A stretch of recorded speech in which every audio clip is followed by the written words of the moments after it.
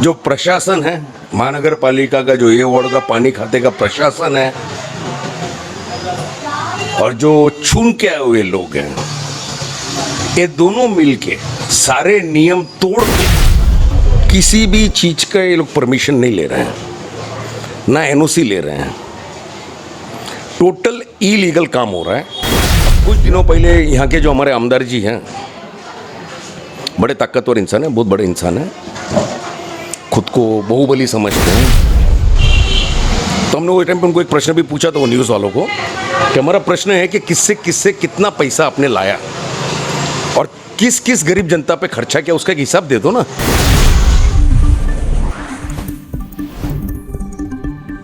नमस्कार, स्वागत है आप सभी का तूफान खबरें में। मैं हूं महजबीन शेख। तो आज हम यहां पर मौजूद है पूरन जोशी सर, जो कांग्रेस पार्टी की तरफ से एक्स कोऑपरेटर रह चुके हैं। तो आज इनसे हम जानेंगे, बातचीत करेंगे कि इन्होंने किस तरह का काम किया है। तो सबसे पहले सर, हमारे चैनल में आपका स्वागत करती हूँ। Thank you. तो सर हमें बताइए, आप एक्स कोऑपरेटर रह चुके हैं कांग्रेस पार्टी की तरफ से, तो आपने किस तरह का काम किया था? हम जब चुन के आए थे 1997 था, और उस वक्त मैं इतना पॉलिटिकल ये नहीं था, मैं आउट ऑफ टर्न आया हुआ इंसान था। तो मुझे पहले तो झोपड़पट्टी क्या होती है वो पता नहीं था। तो मेरा एक साल पहले का फर्स्ट ईयर 1997 जो था, लगभग उसमें के 8-9 महीने तो खाली मैं झोपड़पट्टी घूमते रहा, समझने के लिए झोपड़पट्टी क्या होता है, झोपड़पट्टी के लोग क्या होते हैं। और वहाँ से उनकी समस्या पता चलने लगी जब लोगों को मिलने लगा। और जैसे आज गणेश मूर्ति नगर पार्ट 3 है, तो पूरा पार्ट 3 कीचड़ था। वहाँ पे प्लास्टिक के घर थे, इलेक्ट्रिसिटी नहीं थी, ड्रेनेज सीवरेज का तो सवाल ही नहीं था, ना गलिया रोड था। वो कीचड़ में पैर दे के मैं भी जाता था लोगों के जैसे, लोगों को मिलने। फिर वहाँ से एक ही मेन इशू जो, जैसे मूर्ति नगर का सब इशू अलग अलग थे, मूर्ति नगर का इशू अलग था। वहाँ पे एक और चीज़ जो देखी थी हमने, कि लोग वहाँ पे डर से जीते थे। उनको अगर 500 रुपया भी लेके अपने घर पे जाना है तो लोग 500 रुपया बाहर रखते थे, घर पे लेके रास्ते में डरते थे मूर्ति नगर के अंदर एंट्री करने से। तो इतना दहशत थी गुंडों की वहाँ पर। सबसे बड़ा जो प्रॉब्लम वहाँ पे था वो ये था, मगर लोग बोलते नहीं थे, वो इतने डरते थे। इलेक्ट्रिसिटी का था तो वहाँ पे वो कैबिन सिस्टम थी पहले। अब कैबिन से अगर इनको लाइट लेना है तो 10,000 रुपये 12,000 रुपये लगते थे। फिर उसके बाद में उनका महीने में 2-3 बार फ्यूज़ निकल जाता था। लोगों को दारू पीना है तो फ्यूज़ निकाल देते थे लोगों का, फिर वो पूछने जाते थे तो दारू ला के दो तो फ्यूज़ लगता था। ऐसे ये सब चीज़ें 30 तरीके के काम होते थे। तो लगभग 8-9 महीने के बाद हमने एक देखा कि वहाँ पे काम करना बड़ा मुश्किल है, क्योंकि ये गुंडागर्दी बहुत ज़्यादा थी और लोग उनसे बहुत डरते थे। तो मैंने सबसे पहले जो काम किया था, वहाँ पे मैंने 28 महिला मंडल रजिस्टर कराए। मूर्ति नगर, अंबेडकर नगर पुनर्वसन, अंबेडकर नगर, मच्छीमार नगर, ये सब जगह के मैंने महिला मंडल बनाए। मैंने महिलाओं को संगठित किया। ऑफकोर्स उस ज़माने के पॉलिटिशियन ने काफ़ी क्रिटिसाइज़ किए कि मैं घर की महिलाओं को बाहर निकाल रहा हूँ। कई ताने मिलते थे, कई लोग मुझे अलग अलग नाम से बुलाने चालू कर दिए। मैं एरिया में भी जाता था तो पीछे से आवाज़ देते थे अलग अलग नाम से। तो एक नाम तो आज भी जुड़ा हुआ है मेरे साथ। तो शुरुआत वैसे हुई थी। सबसे पहले जो 98 में हमने काम किया था, वो था अंबेडकर नगर पुनर्वसन। ये एलिपेड प्लॉट 98 में बना था, और वहाँ के लोग जो थे वो रिहेबिलिटेट नहीं किए जा रहे थे। तो उस वक्त हम लोग धरना पे बैठे और लगभग 190-195 लोगों को कलेक्टर ने अलॉटमेंट का लेटर बाजू के प्लॉट पे दिया। हमने लगभग 3,000 घर वालों को प्लॉट माप के दिया है, फ्री। 8-10 दिन हम धरने पे बैठे थे, फिर उन सबको प्लॉट माप के दिया गया था और वो किया था।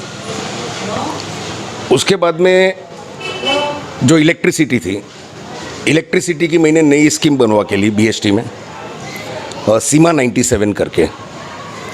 उसके अंतर्गत 10 घर के मीटर की कैबिन बन रही थी और हमने 704 रुपये में लोगों के घर में वायरिंग के साथ केबल वायरिंग बीएसटी के चार्जेस वो सब मिला के 99 में काम पूरा किया था। अब वो लाइट के वजह से ये था कि बीएसटी का एक कानून था कि एक दीवार पक्की चाहिए अगर मीटर लगाना है, प्लास्टिक में नहीं देते हैं।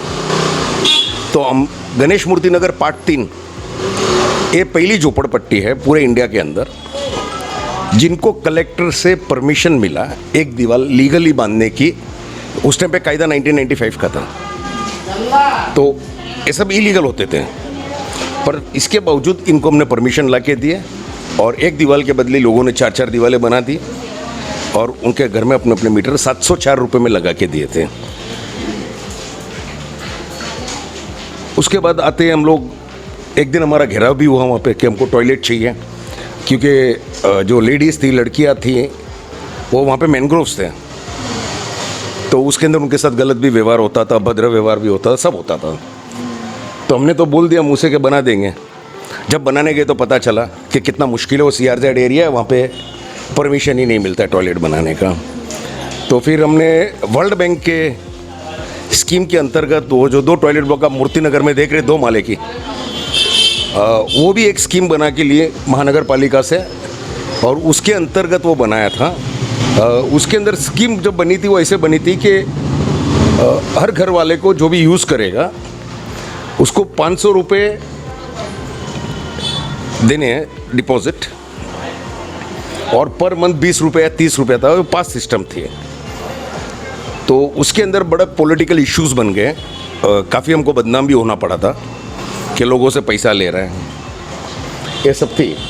तो वो स्कीम फिर बंद हो गई लास्ट में, और उसके वजह से जो ऑर्गेनाइजेशन के नाम पे हमने की थी वो स्कीम, सब टॉयलेट बनाई थी, एक था जीजा माता महिला मंडल, एक थी सोनिया महिला मंडल, तो अब उनको तो जमेगा नहीं, तो उन्होंने फिर फर्दर दूसरे एक संस्था को चलाने दे दिया कि आप चलाओ, आपको पब्लिक से 1 रुपया लेना है, 1 रुपये से ज़्यादा नहीं ले सकते आप, जबकि महानगर पालिका ने 2 रुपया अलाउ किया था, मगर पब्लिक को 1 रुपये में जाने देना है, बच्चों के लिए फ्री छोड़ना है, ये सब तरीके से वो अग्रीमेंट बना के दिए थे। और रह गई टॉयलेट की बात।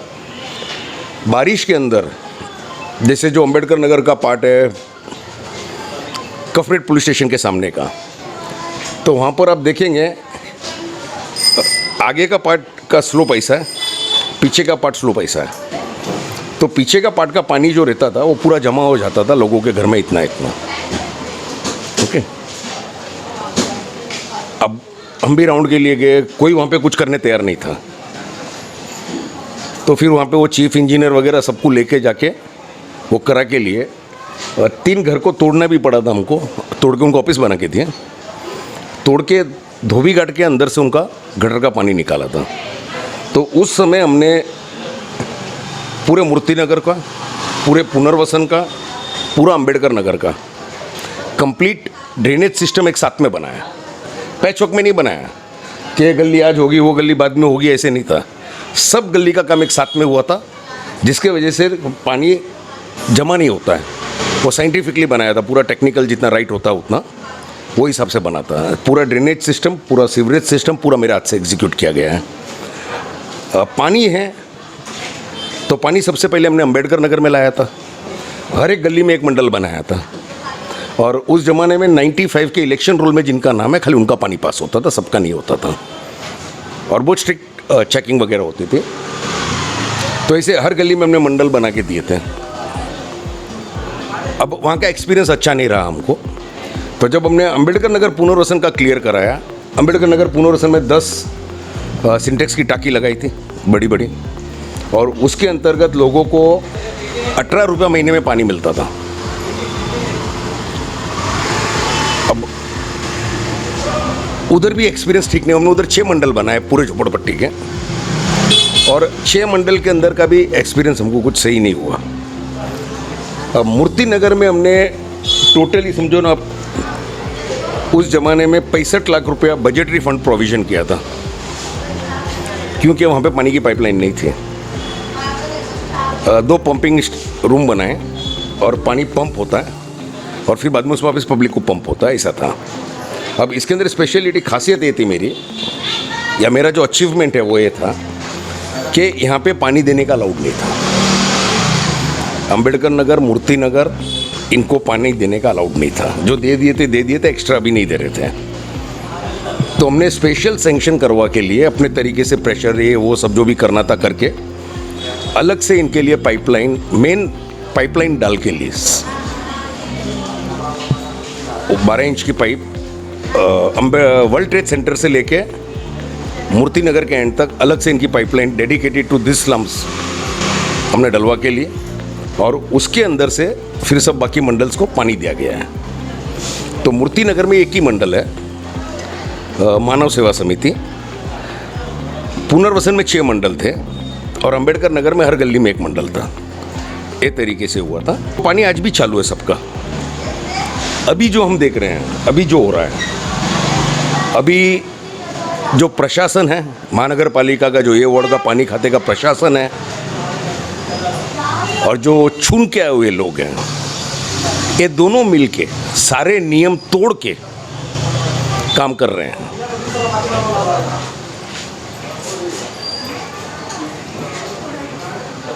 किसी भी चीज का ये लोग परमिशन नहीं ले रहे हैं, ना एनओसी ले रहे हैं।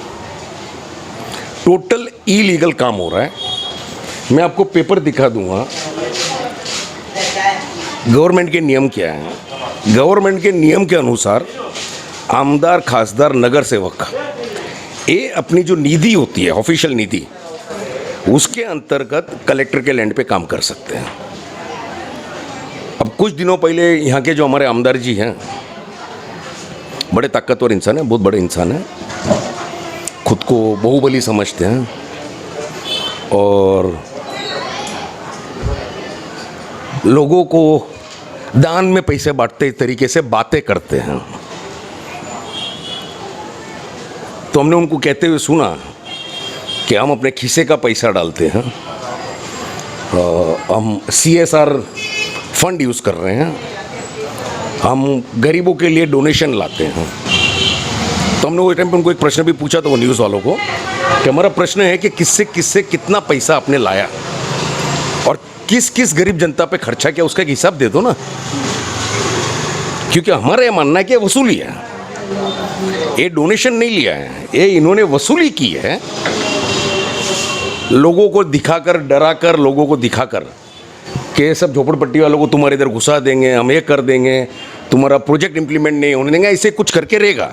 इसलिए वो हिसाब नहीं दिखा रहे हैं कि किस इंडस्ट्रियलिस्ट से आपने कितना डोनेशन लिया है। आपने खुद का, इन्होंने कहा है कि हमने हमारे खुद का CSR फंड वापरा है, तो आप दिखा दीजिए आपने कितना वापरा है। आपके कंपनी का CSR फंड वापरा है या नहीं वापरा है, और कहाँ पर वापरा है। तो ये सारे जो खर्चे हो रहे हैं और ये इलीगल काम हो रहा है, ये बेसिकली लोगों की गरीबी को बेचने का काम हो रहा है। अब किसे बेचा जा रहा है वो मुझे नहीं मालूम। बिल्डर को बेचा जा रहा है या गरीबी का फायदा ले रहे, उठा रहे अपना खुद का पेट भरने के लिए। अब मैं इनको गरीब बताकर, मेरी थोड़ी क्रेडिबिलिटी होती है, मैं छून के आता हूँ, तो अब इनको गरीब बताकर मैं कोई पैसे वाले से 1 लाख रुपया लूँ और इनको बोलूँ तुम्हारे नाम का 5,000 मिला है, ये तो किस्सा नहीं है। ये आमदार साहब को क्लियर आना पड़ेगा। उन्होंने इंटरव्यू में कहा है हम डोनेशन लाते हैं, हम CSR फंड खुद का वापरते हैं, तो हम भी देखना चाहते हैं कितने दिलदार है वो। क्योंकि हम तो उनके दादा को भी जानते हैं, उनके पिताजी को भी अच्छी तरह से जानते हैं, और उनके जितने काका है इनको भी जानते हैं, उनकी बुआ है, उनको घर के सब लोगों को जानते हैं, हम घर के मेंबर है समझो।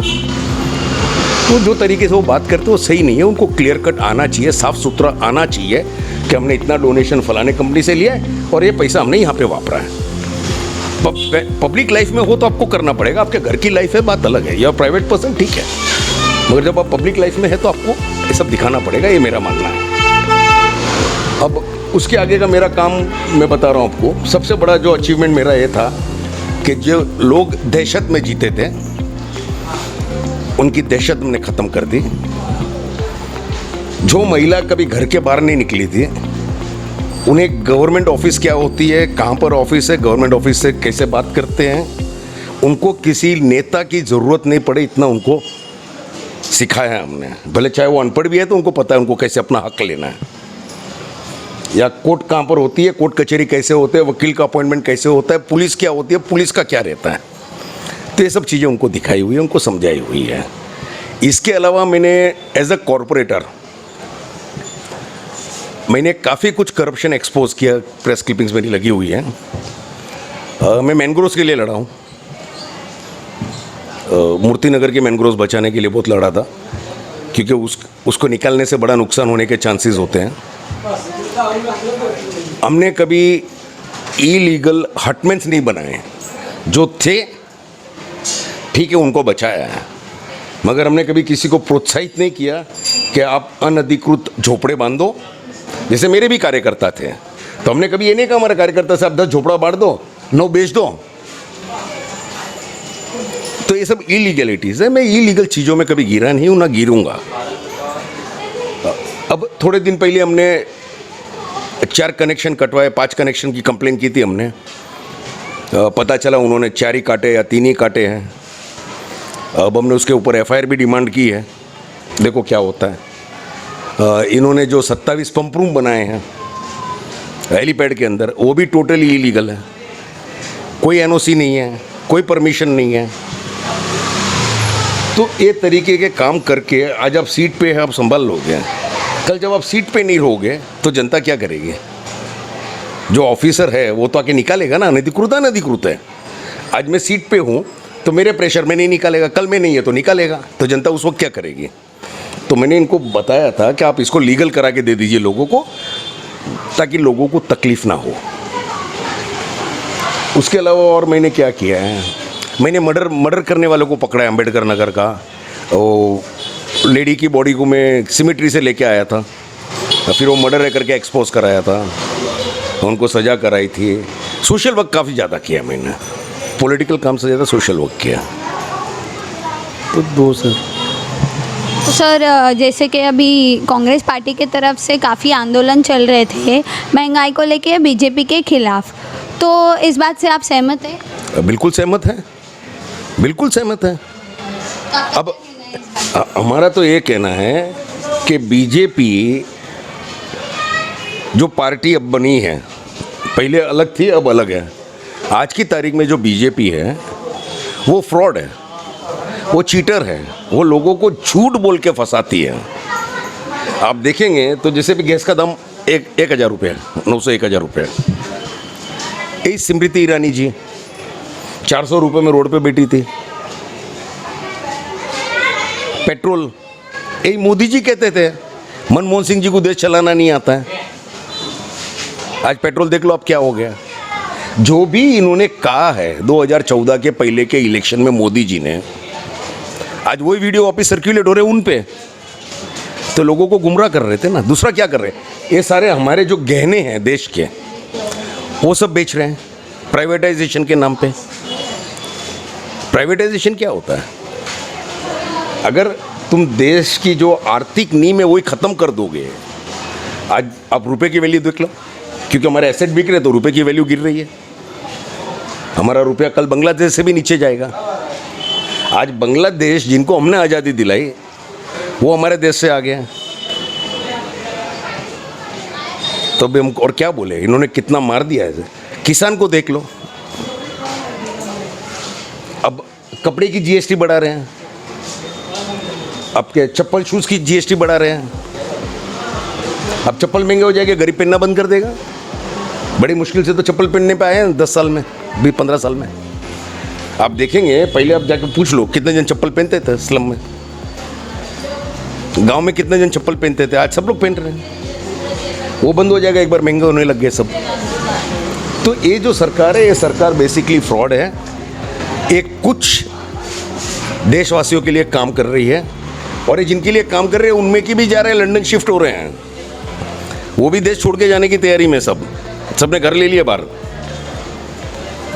तो यहाँ पे तो रहेंगे हम लोग ही रहने वाले हैं। तो मुझे नहीं लगता कि एक गवर्नमेंट एक डेमोक्रेटिकली इलेक्टेड गवर्नमेंट की तरह काम कर रही है।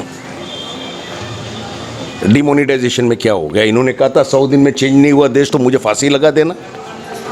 आपने सुना रहेगा ना मोदी जी का डायलॉग, डिमोनेटाइजेशन के टाइम पे जो भाषण किया था, भर चौराहे पे हमको लटका देना, फांसी देना, इन्होंने कहा था। मनमोहन सिंह जी ने कभी नहीं कहा, राजीव गांधी जी ने कभी नहीं कहा, या नरसिम्हा राव जी ने कभी नहीं कहा। तो बीजेपी टोटली फ्रॉड है। ये जो भी बोलते हैं झूठ है, ये सच बोलना आता ही नहीं है इनको, ये मेरा मानना है, ये मेरा व्यक्तिगत ओपिनियन है। और जहाँ तक महंगाई है तो महंगाई है ही है, अब उसका तो कोई इलाज नहीं है।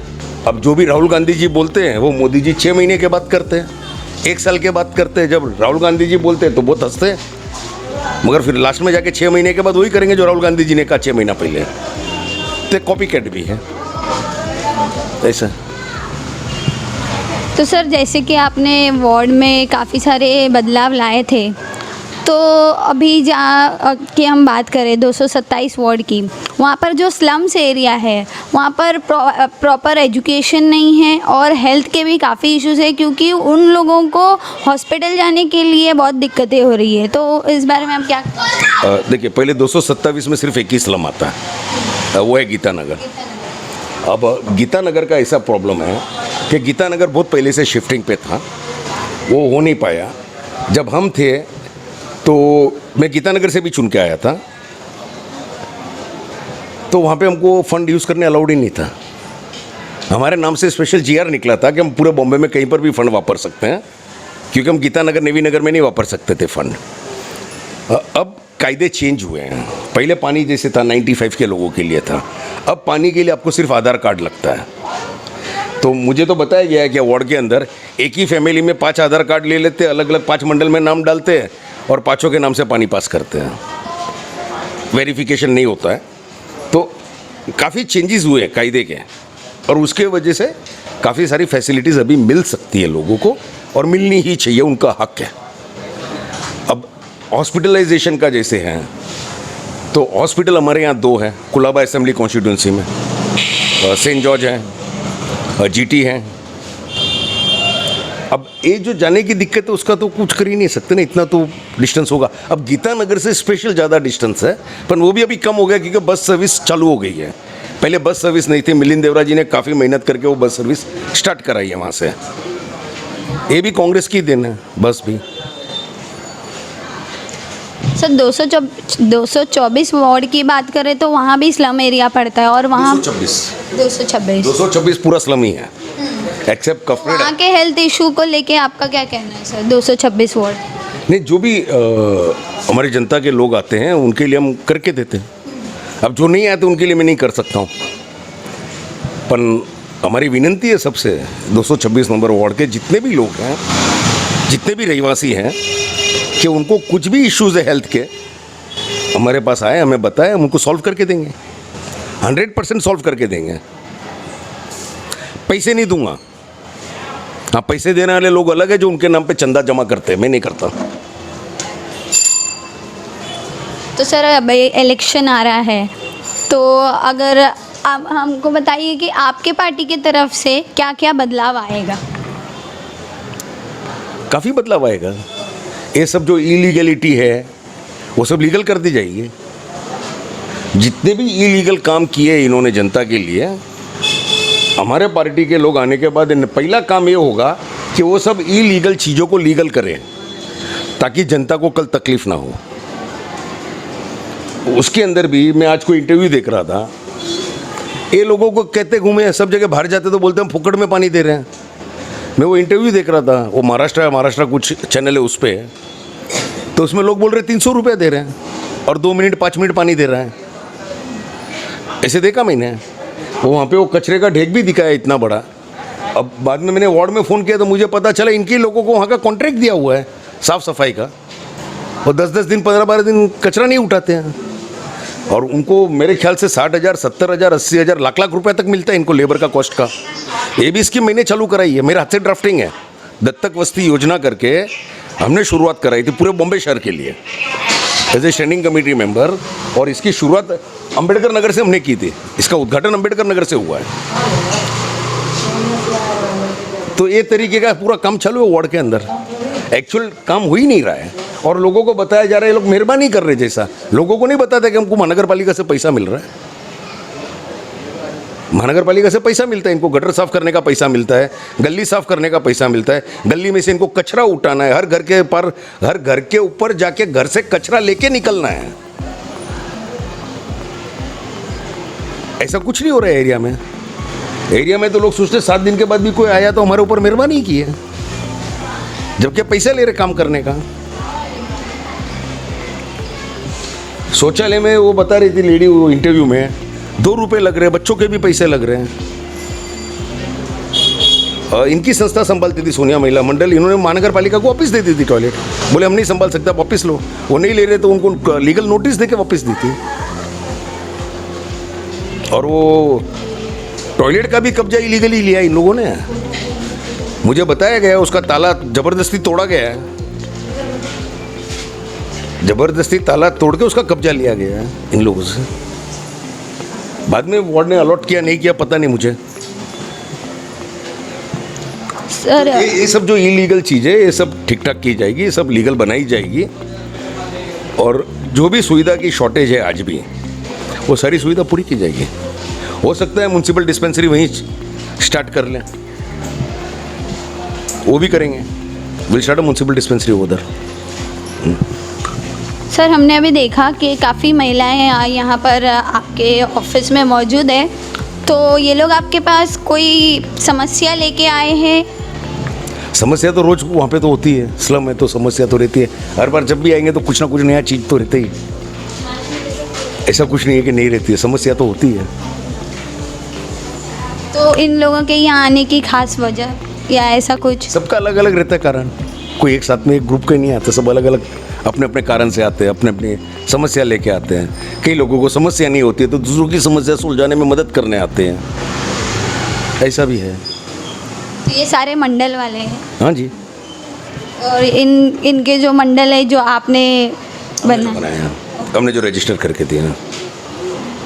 तो लोगों तक आप क्या कहना चाहेंगे सर? जैसे कि बहुत सारे इलीगल काम आपने ही बताए हो रहे हैं, तो काफ़ी लोगों को इस बारे में पता नहीं है, तो आप लोगों को क्या मैसेज देना चाहते हैं? मैं लोगों को यही बताना चाहता हूँ कि हर कोई जो आता है, हर कोई भगवा पहन के जो आता है ना, वो पंडित नहीं होता है ना।